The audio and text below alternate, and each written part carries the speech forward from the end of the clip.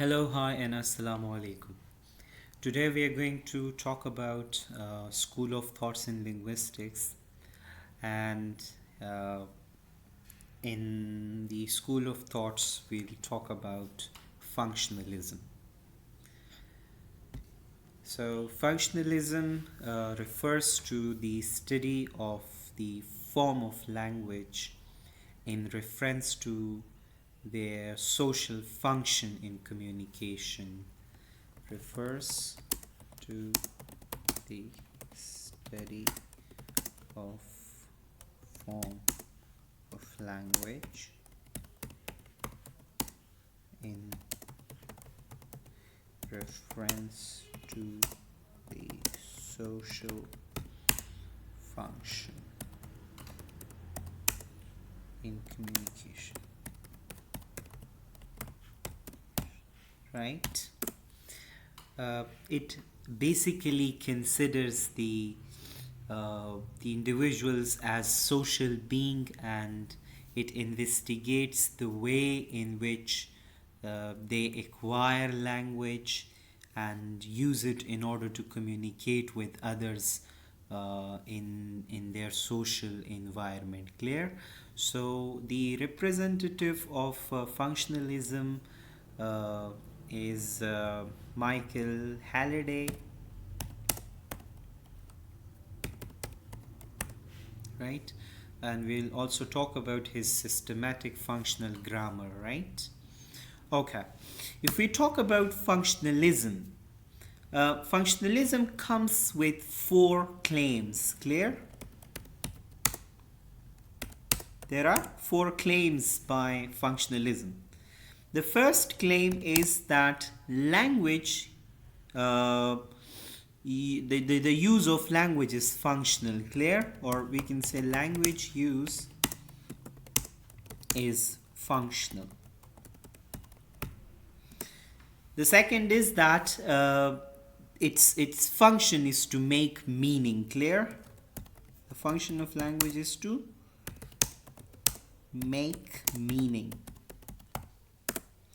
The third is that these meanings are influenced by the social and cultural context. Clear? Meanings are influenced by the social and cultural context. Clear? The context in which we exchange language, we use language. Clear? And the fourth function, or the fourth claim, is that the process of using language is a semiotic process. Clear?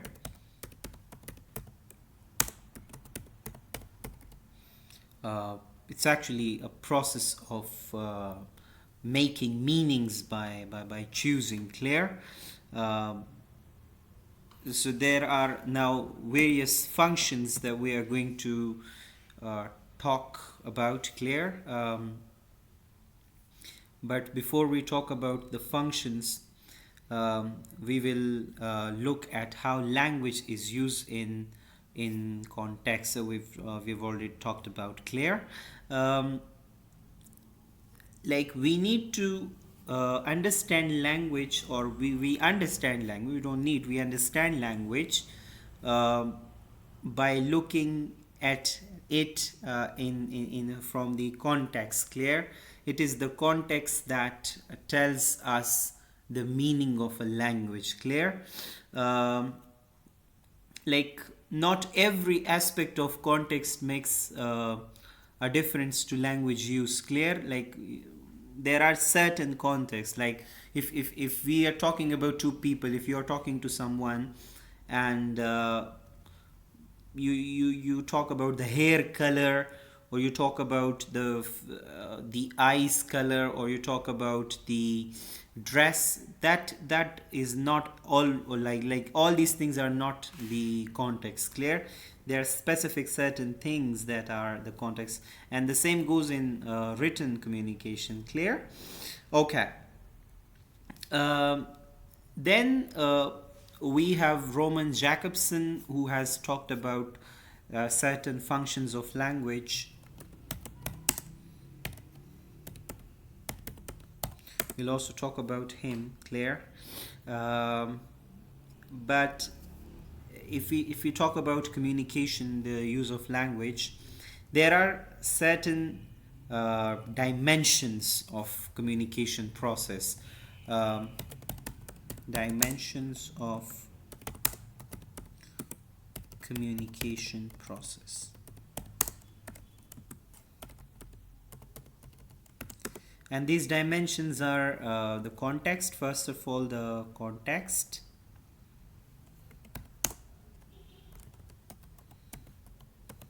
Clear? We need a context to use language. Then we need message, whatever we want to say. We also need a sender, the one who encodes the message. We also need the receiver, the one who decodes the message. We also need the channel through which we communicate, and we need the code. Code is something that is outside language but is also part of communication process, right? Okay. Now if we talk about functions of language,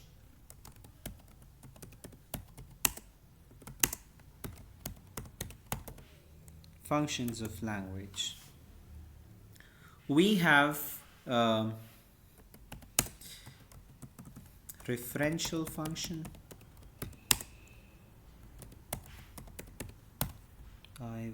I copy this so that I don't need to type it again and again. We have got referential function of language. We have got poetic function of language. We have emotive function of language.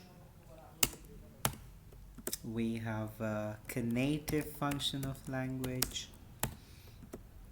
We have a phatic function of language, and we have metalingual function of language. Clear? Okay. So these are the 6 functions of language that we are going to talk about. Clear? So let us first of all talk about referential function of language. Referential function of language is the mostly used function, clear, and it is mostly discussed as well, and it is the most important function of language, clear. It's quite frequently used in communication, right? Okay. What is referential function? A referential function is it is marked by a reference to the context of the discussion. Clear? Reference to the context of discussion.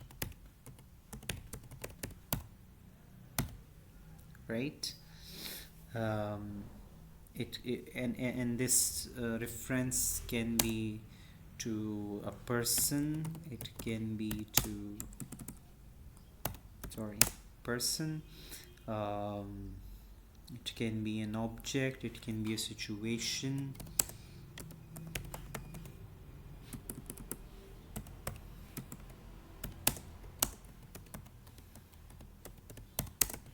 etc. Clear?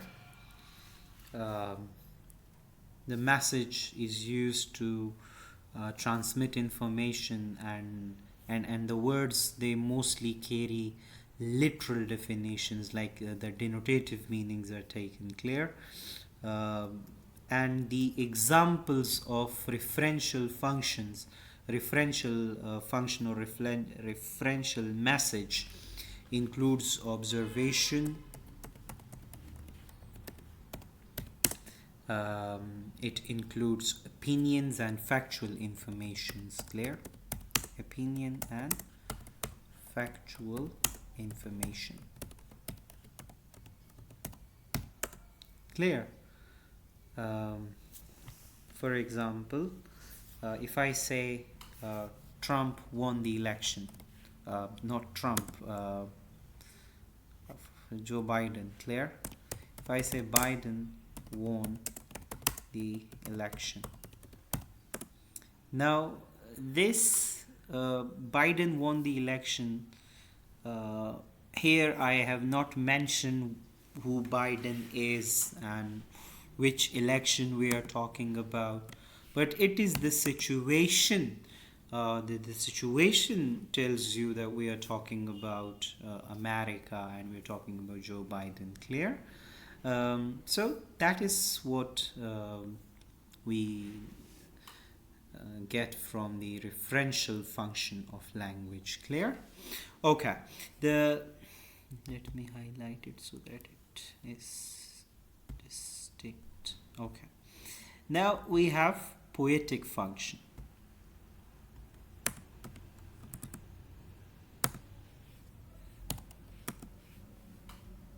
Oh my goodness.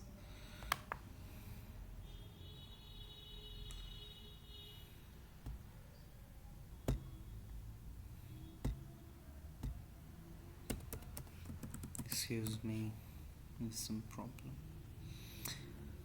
So if we talk about the poetic function, the poetic function is when the focus is on the message which is used in communication by the use of figurative language, clear?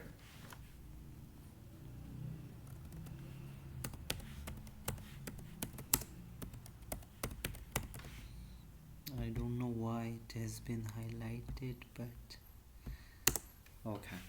So the focus is on the figurative language, clear? What figurative language is, we all actually know this. Figurative language concerns the use of metaphor, similes, alliteration, onomatopoeia, idioms, irony, personifications, oxymorons, and many other things, clear? This is the poetic function. When you draw comparison between two things, you use different kind of devices like simile, you make comparison. So this is the poetic function of language, clear? The emotive function of language reflects the attitude or the mood of the addresser towards the information, clear? The mood of the addresser, clear?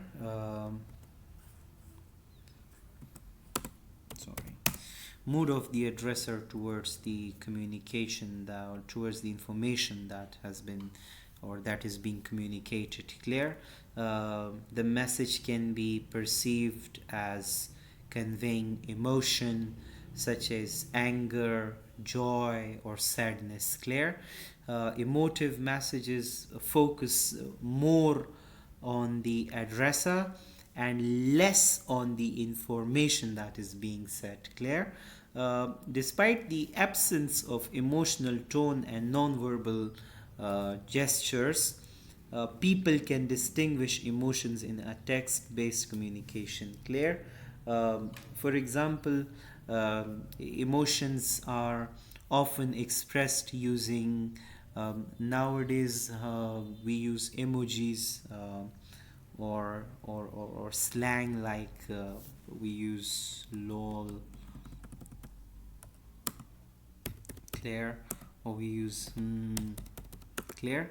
So we can express our emotions through these things, as well as words bearing strong sentiments like the exclamatory words or exclamatory sentences like what a horrible human being, clear? So this is the emotive function of language, clear?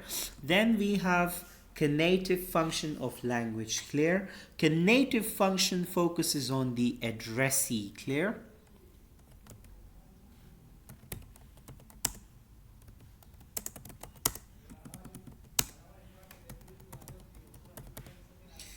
It focuses on what? It focuses on addressee, clear?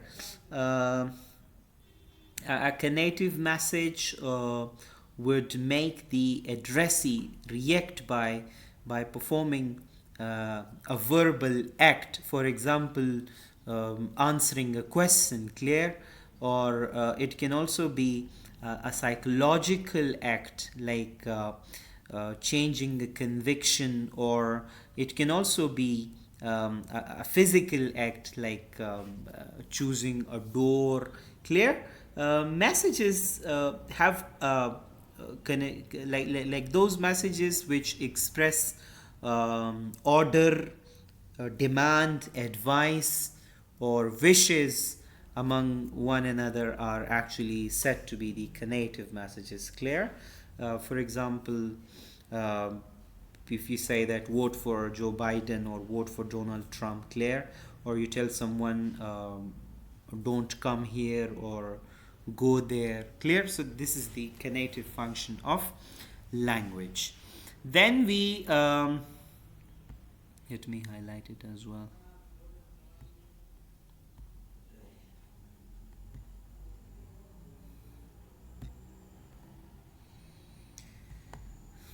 Okay, I'm not highlighting it because then all the text will be highlighted. I'll highlight it later. Okay, phatic function. Um, it is also referred to as back channel. We also call it back channel, or small talk.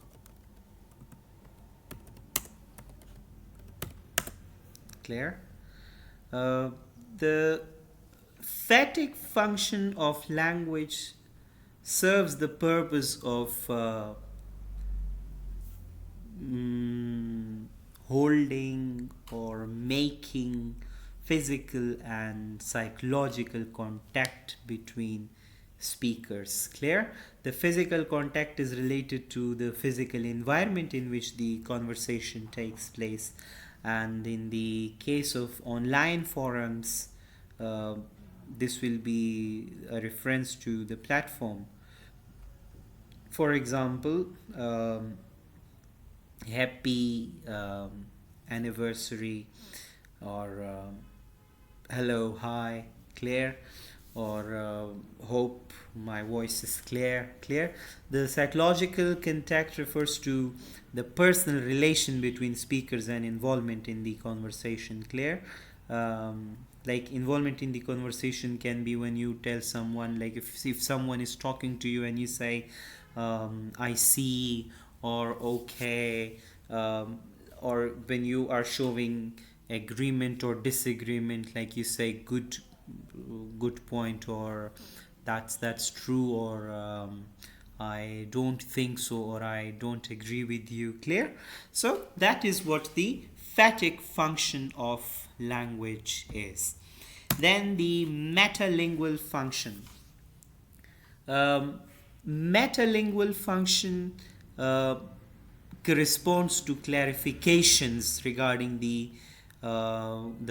concepts which are used in conversation, clear, and these concepts can be related to the language used, or the system or the environment where the communication is taking place, clear.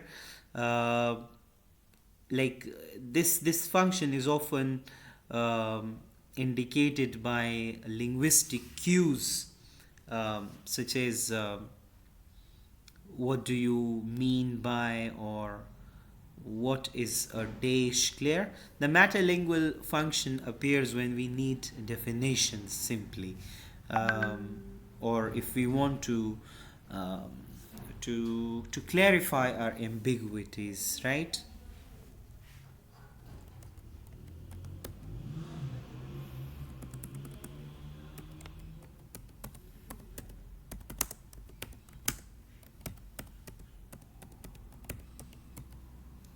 So we use the language is then used as metalingual, clear. Um, for example, if you ask someone what is like any word, you ask them what is a noob, or more general concepts like what does the Supreme Court do, clear.